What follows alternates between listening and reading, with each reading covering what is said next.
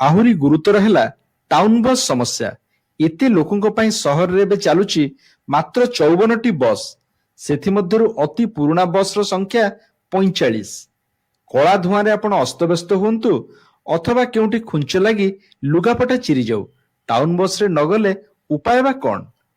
यात्रा समय कथा न कहिले भल, पछरे आउ गोटे बस न लागिबा पर्यंत आपणक बस टी आग स्टॉपेज जाए जाई परिबनी।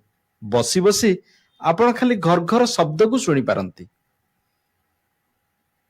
माने मन इच्छा बस टाउन बस वाला जोटी पाउछन सेठी पके दउछन, कहले भी सुन ना दे किछि। आम मैंने बहुत हैरान है कि जीवा आसा करने को हमको पड़ुछि।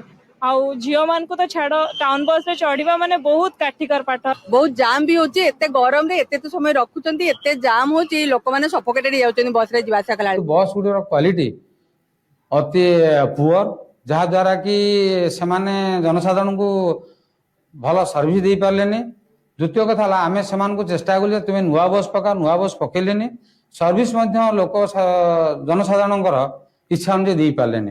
गवर्नमेंट बर्तमान आमको कहउछन नुआ बस दिया जाऊ, आमे नुआ बस दबा हमर भाईबल होई पारनी। गवर्नमेंट जदी हमको टोटली रिबेट छाड़ करंदा एवं रिबेट रे हमको बॉडी दियंदा एवं टिकस पूरा टोटली 100% छाड़ करंदा एवं हमको इंटरेस्ट पूरा कम नियंदा, तले के जाने आमे चिंता करिवु नुआ बस देले भाईबल हबो कि नाही बोली। अभियोग हेउची जे किछिटा कड़ाकड़ी पदक्षेप सरकारी स्तर रे आरंभ होला मात्रे पुणी ता थमी जाउची, आ उपायहीन होई अनेके निजर स्कूटर बा गाड़ी उपरे निर्भर करुछंती।